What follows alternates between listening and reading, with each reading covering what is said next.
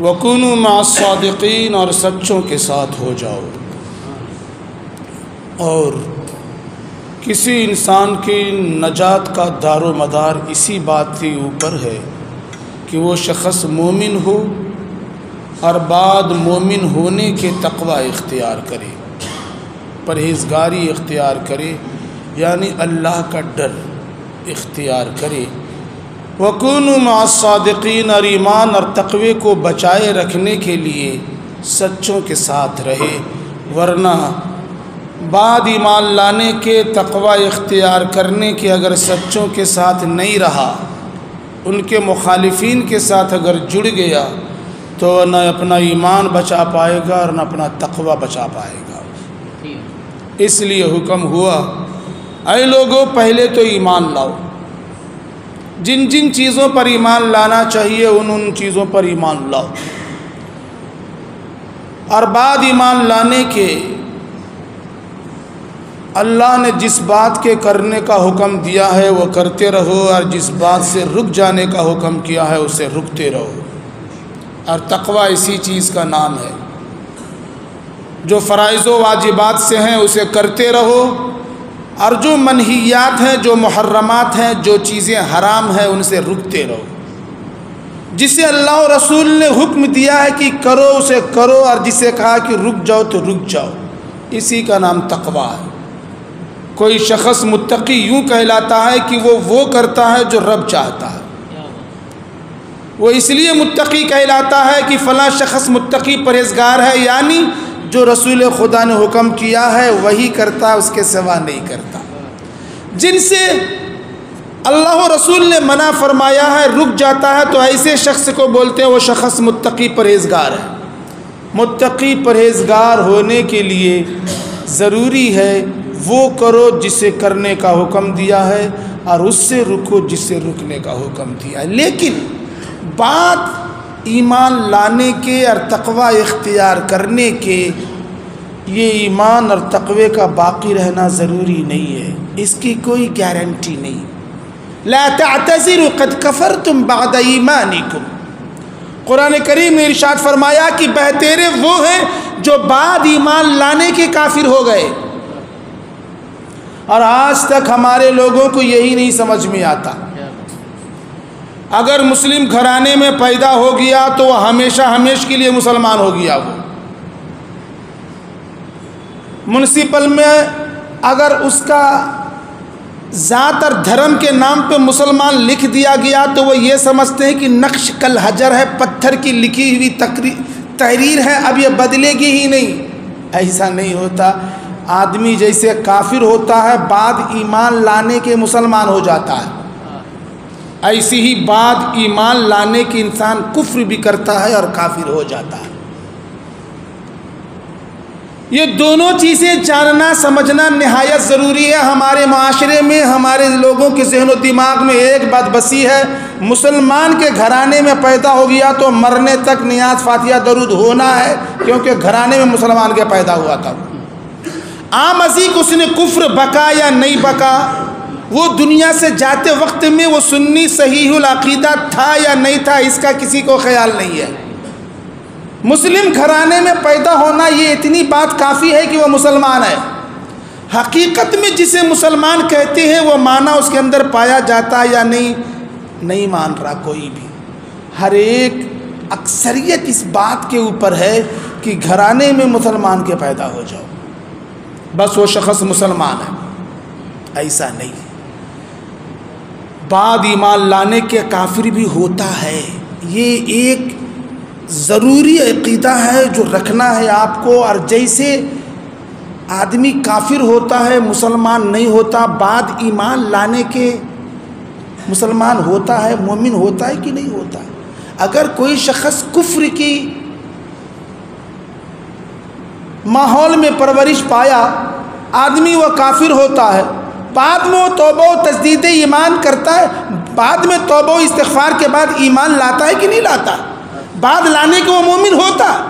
بعین ہی جیسے ایک کافر توبہ و استغفار کے بعد ایمان لا کر کے وہ مومن و مسلمان ہوتا ہے نا، ایسی ہی ایک مسلمان کفر بک کر کے اسلام سے نکل کر کے کافر بھی ہوتا ہے، نہیں مانتے اس بات کے لوگ۔ ایک بار آدمی مسلمان ہوا، اب اس کی جنازہ پڑھنا،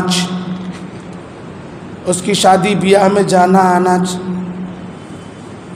اس شخص کے ساتھ وہ سارے مراسم جو ایک مسلمان کے ساتھ کیے جاتے ہیں وہ کرنا ہی ہے۔ کسی صورت کسی کو کتنے چاہے باتیں بتا دو، قرآن و حدیث دکھا دو، فتویٰ دکھا دو، وہ ماننے کو تیار نہیں۔ بس اس نے یہ سمجھ رکھا ہے کہ بس ایک مسلم معاشرے میں گھرانے میں پیدا ہوا، بس اس کے اوپر لیبل لگ گیا ہمیشگی کے مسلمانی کا کہ اب وہ کبھی کافر ہو ہی نہیں سکتا، جبکہ قرآن فرما رہا ہے لا تعتذروا قد کفرتم بعد ایمانکم۔ تمہیں کیا پہلے سے کافر تھے کی بات نہیں، بات تھے مسلمان آج تمہیں، اب بعد میں تمہیں مسلمانہ ہو کو کافر ہوئے دیکھو۔ لا تعتذروا، بہانے نہ بناؤ، تم کافر ہو گئے اسلام لانے کے بعد، تو بعد اسلام لانے کے اگر کافر ہوتا ہے تبھی نا۔ اس لیے اے لوگو، جب بعد ایمان لانے کے انسان کافر بھی ہوتا ہے تو اپنے ایمان کو بچائے رکھنا نہایت ضروری کام ہے۔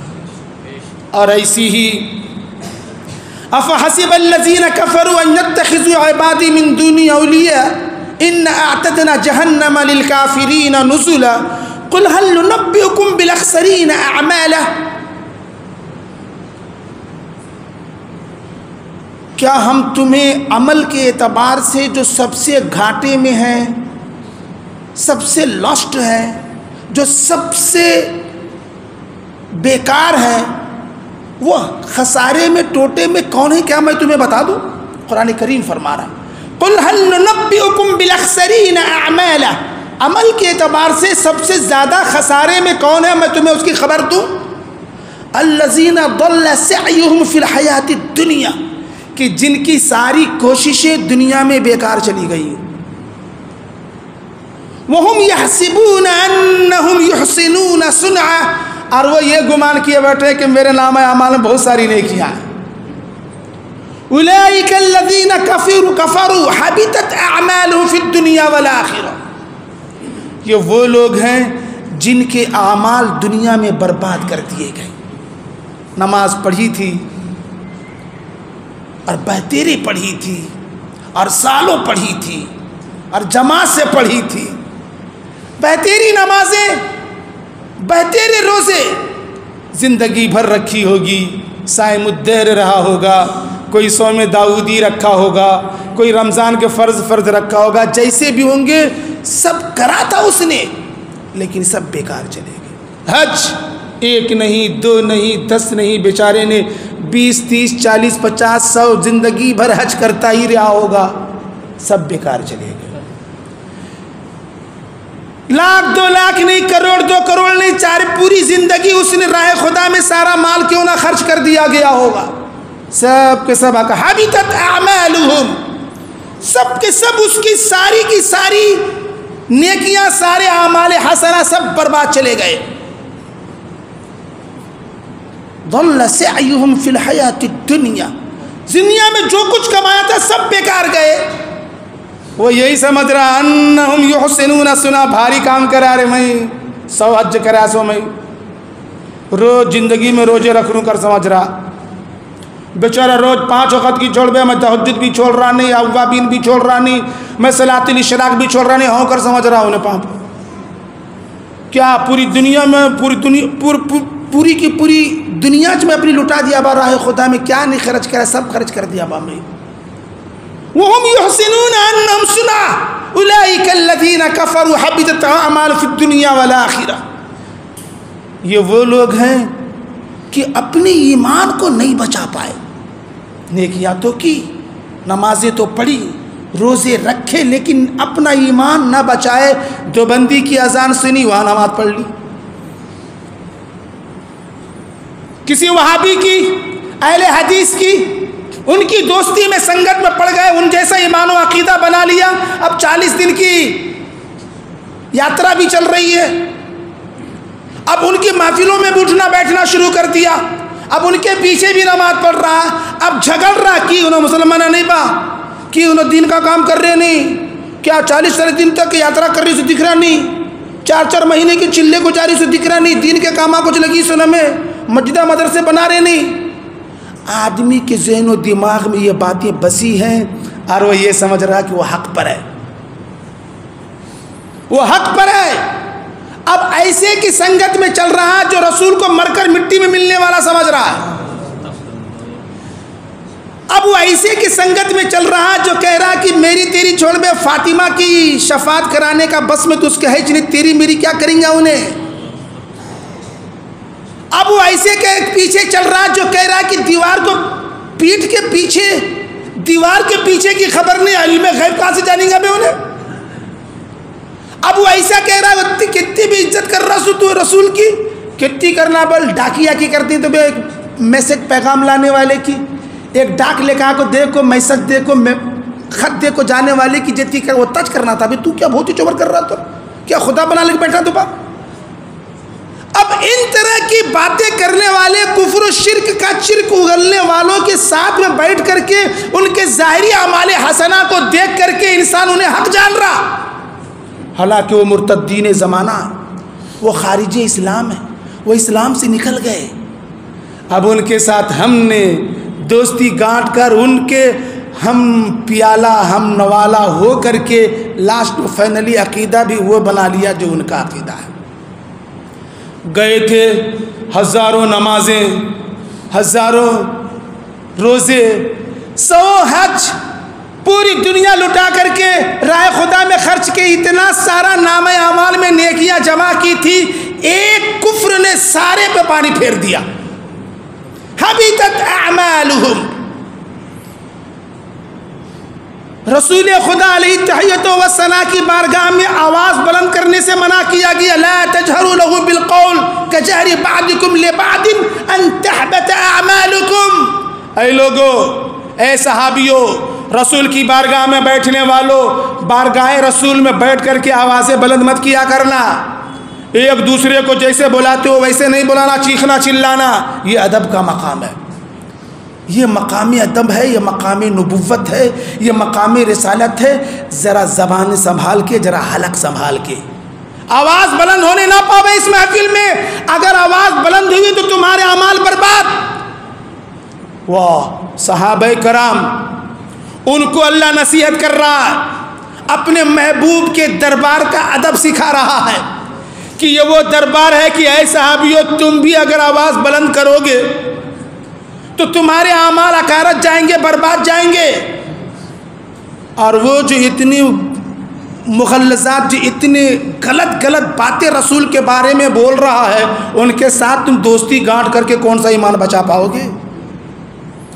وہاں جا کر کے کون سی نیکی بچا پاؤ گے؟ اپنے نیکیاں کمانا کافی نہیں ہے، ایمان لانا کافی نہیں ہے. بعد ایمان لانے کے ایمان کو بچائے رکھنا اور اعمال حسنہ کرنے کے بعد اسے بھی اپنے نام اعمال میں باقی رکھنا، یہ نہایت ضروری ہے. اور اسے باقی رکھنا ہے تو عمل کرنا ہوگا اس پر جسے سیدی سرکار اعلیٰ حضرت نے فرمایا، انہیں جانا انہیں مانا، نہ رکھا خیر سے کام، للہ الحمد میں دنیا سے مسلمان گیا. ادھر ادھر گئے کام سے. کونوا مع الصادقین. اے لوگوں، محض ایمان لانا کافی نہیں، محض تقوی یہ کافی نہیں ہے نجات کے لیے. تمہیں نجات کے لیے ضروری ہے کہ سچوں کے ساتھ ہو جاؤ. یہ سچے تمہیں ایمان پر قائم رکھیں گے، پرہیزگاری قائم رکھیں گے تیری، اور تمہیں جنت ساتھ لے جائیں گے. اگر تمہیں صحیح معنوں میں نجات پانے والی قوم بننا ہے تو بزرگوں کے ساتھ ہو جاؤ. اسی لیے کوئی سچا کسی دیوبندی میں پیدا ہوا جی نہیں، سکتے پیدا ہوئے سب جھوٹے پیدا ہوئے. کونوا مع الصادقین. رب فرما رہا ہے سچے تو صرف سنی صحیح العقیدہ ہی ہیں. سچے رسول سچے تھے، میرا رب سچا. ان کے نزدیک تو ان کا رب بھی سچا نہیں بھے، ہمارا تمہارا چھوڑو. لکھا ہے خدا جھوٹ بول سکتا ہے، ان کی کہ ہاں ان کا خدا بھی جھوٹا ہے. کہ بے بھی کیوں بھی، اب جب خدا جھوٹ بول سکتا با کرنے میں لکھتا ہے اس کے نیچے نہیں، بندے کو حکم کرا تو بے انہیں بولو نہ کو جھوٹ کر کو حرام ہے. بھی شرم کو بے میں اپنی مخلوق کو حکم دیتا ہوں جھوٹ بولو نہ کیوں کر بول کو، میں بولا تو کتنی بے شرمی کی بات ہوتی با ہاں کر کو پبلک کو ڈر کو نہیں بولتا بھی انہیں میں کیا بابا کے گھر سے بول رہا کر سمجھ لے گا. کسی کو اس کتاب کا حوالہ چاہیے تو آ کے دیکھے، وہ ہمارے پاس آ کر کے جانے کہ اب یہ بتاؤ کہ جس کا رب جھوٹا ہو ابے اس کا قرآن پہ کیا اعتماد، اس کے دین پہ کیا بھروسہ. وہ دین کے بارے میں جن چیزوں کو حلال کیا ہے، جن چیزوں کو حرام کیا، اس میں بھی تو جھوٹ بولا ہوگا. جن چیزوں کو جائز کیا، جن چیزوں کو حرام کیا، اس میں بھی وہ رب جھوٹ بولا ہوگا نا. نبیوں کو بھیجنا ہو، چاہے باس بادل موت ہو، چاہے جنت اور دوزخ کی باتیں ہو، چاہے پل صراط کی باتیں ہو، چاہے جتنی بھی باتیں ہیں جس پر ایمان لانا ضروری ہے، سب ڈھکوسلے چ رہیں گے نہیں. کیوں؟ جس کی بات کو یہ بات ہمیں مان رہی انہیں جھوٹا ہے، انہیں جھوٹا ہے، انہیں بھی اگے لکھا اس میں نہیں با بے انسان جھوٹ بول سکتا. اگر رب جھوٹ بولنے کی طاقت نہیں رکھا تو پبلک کی طاقت اللہ سے زیادہ ہو جاتی نہیں کیا بے؟ پبلک اس کے اندر یہ پاور ہے، یہ طاقت ہے، یہ قوت ہے کہ وہ جھوٹ بول سکتا. انہیں رب کو نہیں بولتا. انہیں کیا کہیں گا بھائی سے عقل ماری گئی سے لوگوں کو کیا بولتا بات. اگر رب کے اندر قدرت قسم کی نہ مانو تو یہ سمجھتے ہیں کہ رب کے اندر عجز لازم آ رہا ہے. وہ یہ سمجھ رہے ہیں کہ رب کی قوت اور طاقت کم ہو گئی، اس لیے کہ بندے کے اندر بولنے کی طاقت ہے، رب کے اندر بھی طاقت ہونی چاہیے تب جا کر کے برابر ہوتا.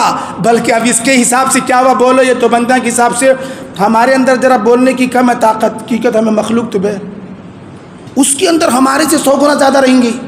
انہیں رب تو میرا، ان کے بولنے کے حساب کو کہ ہمارے اندر بھی وہ طاقت ہے، اس کے اندر بھی وہ طاقت ہے، خالی برابر برابر کر رہا ہے تو بھی خالق مخلوق کہاں ہوتی. انہیں بڑا چھوٹے کی بات کیا ہوتی ہے، پھر انہیں بڑا والا کہا تو اس کے اندر طاقت اور بھی غلط بولنے کی، جھوٹ بولنے کی اور زیادہ رہے گی. نعوذ باللہ. ایسا خدا لے کو کیا کرتا با. کونوا مع الصادقین، اے لوگوں سچوں کے ساتھ ہو جاؤ. ابے اس کا خدا جھوٹا ہو، ایسی دھرم کے ساتھ جا کر کے کیوں اپنی زندگی برباد کر رہے ہو؟ اپنے ایمان کا پاٹا کیوں کرو لگوا رہے ہو؟ ایسوں کے ساتھ آؤ جو سچوں کی جماعت ہے. میرا اللہ سچا. قرآن فرماتا ومن اصدق من اللہ قیلا، بے میرے سے بڑا سچا کون؟ اللہ سے بڑا سچا کون؟ قرآن کریم فرماتا ومن اصدق من اللہ قیلا، میرے سے زیادہ سچ بولنے والا ہے کون؟ کی بولو. سرکار تاج الشریعہ فرماتے تھے، میں ان کے پاس جب پڑھ رہا تھا تب انہوں نے اس آیت کریمہ کی تفسیر بیان کی. ومن اصدق من اللہ قیلا ومن اصدق من اللہ حدیثا، بولے اللہ سے بڑا سچا کون؟ میں بھی اس محفل میں تھا، اس حضرت کے پاس کورس کرتے وقت میں ہم نے پوچھا ایک بات حضرت سے، حضرت سچا سچا ہوتا ہے، اس میں بڑا اور چھوٹا نہیں ہوتا. مائک ہے، چاہے بڑے مولانا ہو کر کوئی سے بول دے کہ مائک ہے، چاہے میرے جیسا چھوٹا آدمی بول دے کہ یہ مائک ہے، مائک کی شفا ہو. قلعہ مسجد یہ کیا وقت کا ولی بولے تو کیا اور ایک گنہگار بولے تو کیا؟ جو واقع کے مطابق ہے، جیسا کہ علی ما ہی علیہ، نفس الامر میں وہ چیز جیسی ہے ویسی تو بولا تو سچا با، اور جیسی ہے ویسی نہیں بولا تو جھوٹا. اس میں بڑا چھوٹا کیا بات ہے با؟ اس میں بڑے چھوٹے کیا بات ہے؟ کچھ بھی نہیں. اگر کوئی شخص ہوتا ہے تو جو چیز ہے وہی کہہ دیا تو سچا ہے، اور جو ہے وہ نہیں کہا، اس کا غیر کہہ دیا تو جھوٹا. واقع کے مطابق قول کیا تو سچا، واقع کے مطابق نہیں کیا تو جھوٹا. جیسا جب میں اعتراض کرا نہیں تو ہمارے چوگردہ دوستاں سے آتے دیکھو کیوں نہیں ہمارے بھاری بات پورے چھوڑے بھی. تو آج حضرت دیکھیں گے کیا جواب دیتی ہیں. آج بھاری پوچھا چھوڑ تو آج کر بول. حضرت سیدی سرکار تاج الشریعہ نے فرمایا تجھے حق اور صدق کا فرق معلوم ہے کیا با؟ کہاں حضرت معلوم. کہا صدق کسے بولتے ہیں؟ سچ. کہا قول واقع کے مطابق ہو، بات ایسی کرنا جیسا کہ وہ چیز ہے. یہ آسا ہے تو آسا کے مطابق بات کرنا یہ آسا ہے، اسے صدق بولتی. ہاں با حق کیسا کسے بولتی با؟ مطابقت واقع کے مطابق ہونا، میں بولے سر کا وہ چیز ہونا، وہ اس کے سر کا منجب بولنے کی ضرورت نہیں۔ حق کے مطلب یہ ہوا کہ جو میں بولوں وہ ہو جائے، میں اپنے قول کی مطابقت واقع کے مطابق نہیں کرتا، واقعہ جو ہوتا وہ میرے قول کے مطابق ہو جاتا۔ ہاں تب سمجھ گیا تو مسئلہ کر بولے، نہیں سمجھ رہے حضرت میں کر بول، نہیں سمجھ گیا تو بولے بد فلش ہوا منجی، تب بولے دیکھ سمجھ گیا، اعتراض کرنے والا سمجھ گیا کر بولے، چھوکرنا بولے بھئی کیا بھی ہم نہ سمجھا، نہیں تو کیا سمجھا؟ بولا دیکھ میں سمجھ میں آیا سے یہ ہمیں سچے ہونے میں محتاج ہے کہ جیسی چیز ہے ویسا بولنا، بھائی کہ نہیں؟ اللہ اس بات کا محتاج نہیں، اللہ اس بات کا محتاج نہیں۔ یہ مائک ہے، اسے لاؤڈ اسپیکر، اسے اگر انہیں ٹیپ ریکارڈر بول دیا تو ٹیپ ریکارڈر ہی ہے، یہ لوہے کا ہے۔ میں سچے ہونے کے لیے ضروری ہے کہ میں بولنا یہ لوہے کا کر بول کو، لیکن رب بول دیا سونے کا تو یہ سونے کا چھے۔ ہمیں سچے ہونے کے لیے ضرورت ہے کہ ویسی بات کرو جیسی کی چیز ہے، لیکن رب اپنے سچے ہونے میں اس بات کا محتاج نہیں ہے کہ قول واقع کے مطابق کرے، جیسا وہ بولتا واقع ویسی ہو جاتا ہے۔ اس لیے ہمارے بولنے میں غلطی ہو سکتی ہے، ہمارے سچ جھوٹ میں بدل سکتا ہے، تم بات واقع کے خلاف کر کے جھوٹے ہو سکتے ہو، رب جھوٹا ہوگا کیسے؟ رب جھوٹا ہوگا کیسے؟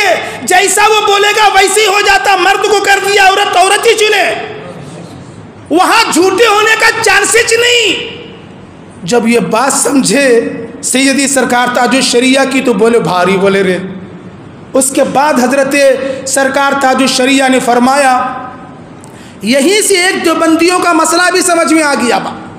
دیوبندی کیا بولتی؟ جھوٹا جھوٹ بول سکتا ہے، بے جھوٹ بول سکتا ہے کا مطلب خدا جب بولے گا تو وہ چیز نہیں ہوگی تب نہ جھوٹا ہوگا۔ خدا جو چیز بولے گا اور وہ چیز ہے ہی نہیں تب نہ جھوٹا ہوگا، خدا جو بولا وہی ہو گیا، بے جھوٹا رہا کیا انہیں؟ اب انہیں جھوٹا رہا کا یہ ہے سنگ مرمر، لیکن بول دیا نہیں سونے کی ٹائل سے آئے تو انہیں سنگ مرمریچ رہا تب نہ جھوٹا ہوتا، انہیں یہاں دیکھا تو سونے کا ٹائل ہو گیا انہیں، تو وہاں چانس بھی نہیں ہے جھوٹے ہونے کا۔ اس لیے امکان جس کا قول کرتے ہیں دیوبندی جو کہتے ہیں کہ خدا جھوٹ بول سکتا ہے، یہ سکنا بھی غلط ہے، وہاں سکنے کا بھی چانس نہیں ہے، خدا جھوٹا ہو ہی نہیں سکتا۔ تو اے لوگوں، ایسے لوگوں کے دین دھرم پہ کیوں جا رہے ہو جس کا خدا جھوٹا ہے؟ ایسے کے دین پہ آؤ جس کا رب سچا ہے، اور ایسا سچا کہ کبھی جھوٹے ہونے کا امکان تک نہیں ہے اس کے۔ کونوا مع الصادقین، رسول سچا، صحابہ سچے، غوث الثقلین قطب الکونین سچوں میں کا ایک سچا، خواجہ خواجگان ایک سچا، اور اس صدی میں سیدی سرکار اعلیٰ حضرت عظیم البرکت وہ بڑے سچے جو ان سارے سچوں کے ساتھ ہمیں کر دیا ہے، جنہوں نے ہمیں ان سارے سچوں کا راستہ بتایا۔ قرآن کریم نے ارشاد فرمایا اہدنا الصراط المستقیم، اے لوگو سیدھے راستے پر چلو، سیدھے راستے پر چلو۔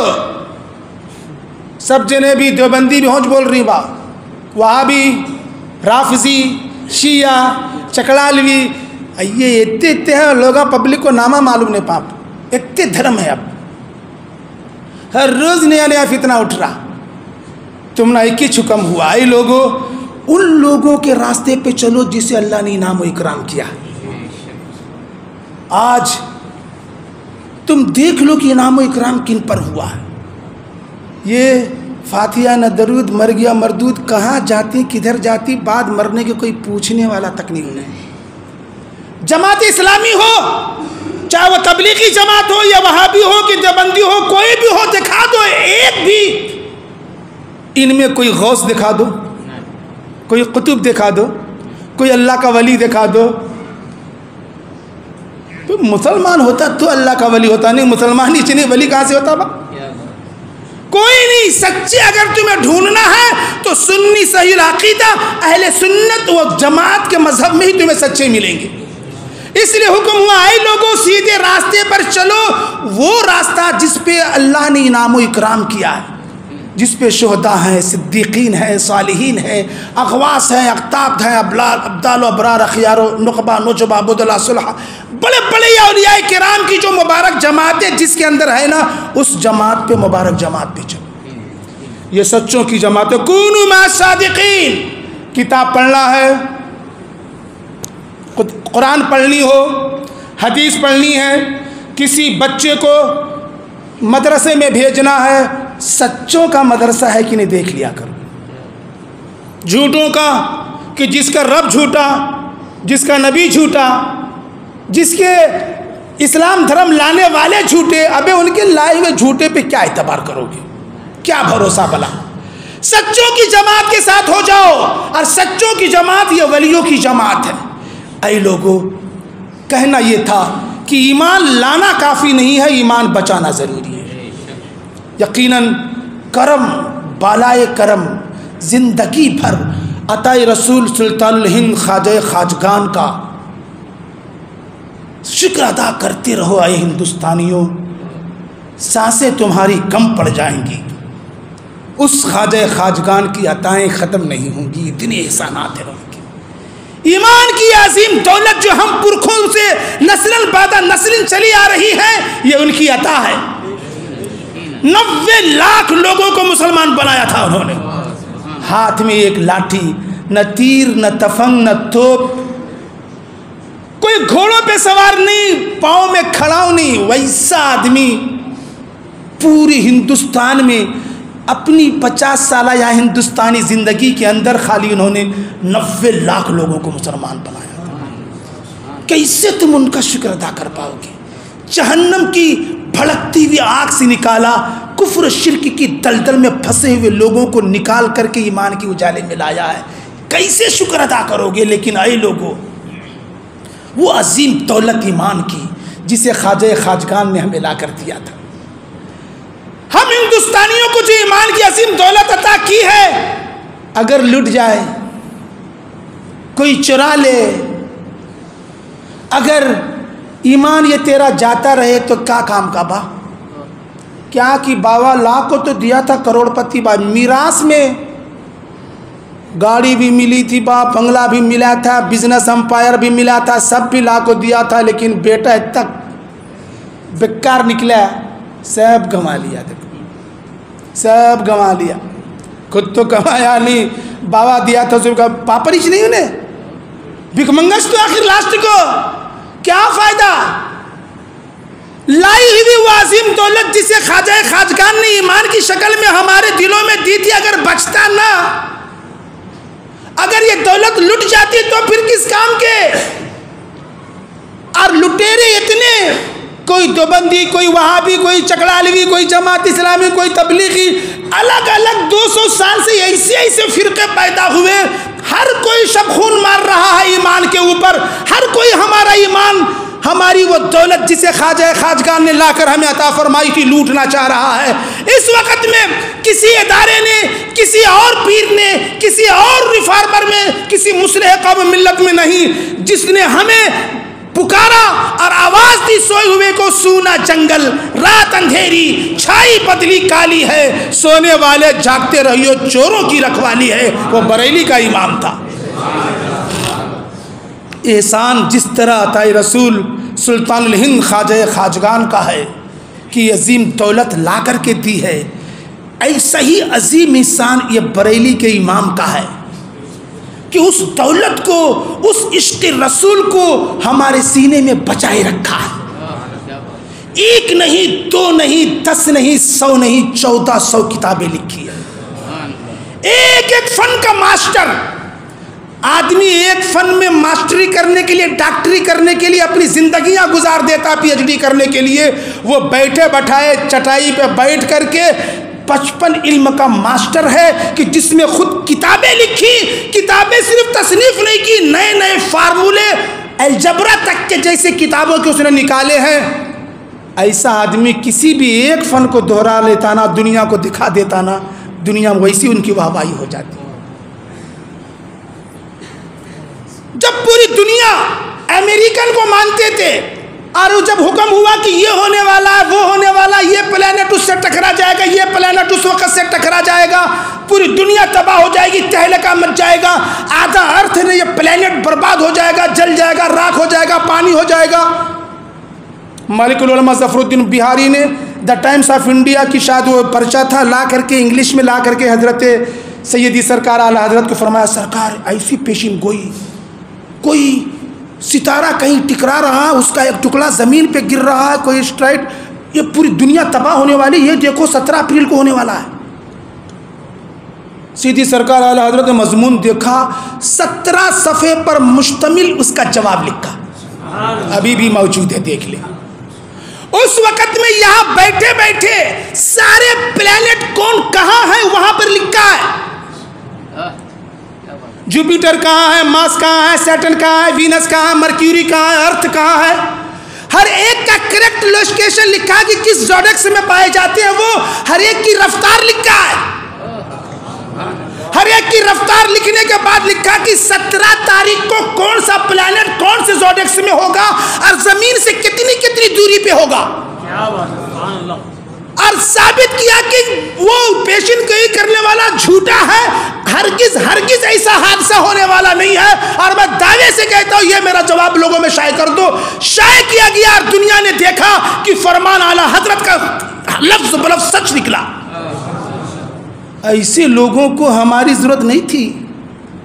کسی بھی لیبورٹری میں بیٹھ کر کے دنیا کے بہت بڑے سائنٹسٹ بن کر کے دنیا سے چلے جاتے، آج دنیا میں نام ہوتا اس کا، لیکن وہ ہماری ایمان کی حفاظت کے لیے وہیں سے گہار لگاتے رہے، وہیں سے پکارتے رہے، سونا جنگل رات اندھیری.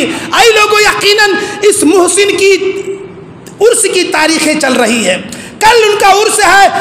اپنے اس عظیم محسن کی بارگاہ میں اپنی عقیدتوں کا خراج پیش کرنے کے لیے ہر ایک مسجد میں، ایک مدرسے میں، اپنے گھروں کے اندر، ہر ایک تنظیم والوں کو اپنے آفسوں کے اندر جو دینی کام خصوصیت سے انجام دیتے ہیں، اعلیٰ حضرت عظیم البرکت کے عرس کے ایام میں، عرس کی تاریخوں میں جلسہ و جلوس کرنا چاہیے، نیاز دلانی چاہیے، فاتحہ کرنی چاہیے.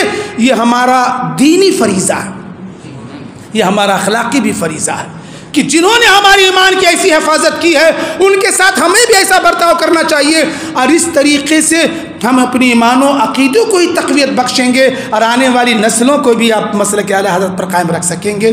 اللہ تبارک تعالیٰ سے دعا ہے خدا بند قدوس ہمیں اور آپ کو مسلک اعلیٰ حضرت پر سختی سے قائم و دائم فرمائے، اور جس مسلک کو انہوں نے عام کیا ہے اس مسلک پر چلنے کی ہمیں توفیق رفیق عطا فرمائے. وآخر دعوانا ان الحمدللہ رب العالمین.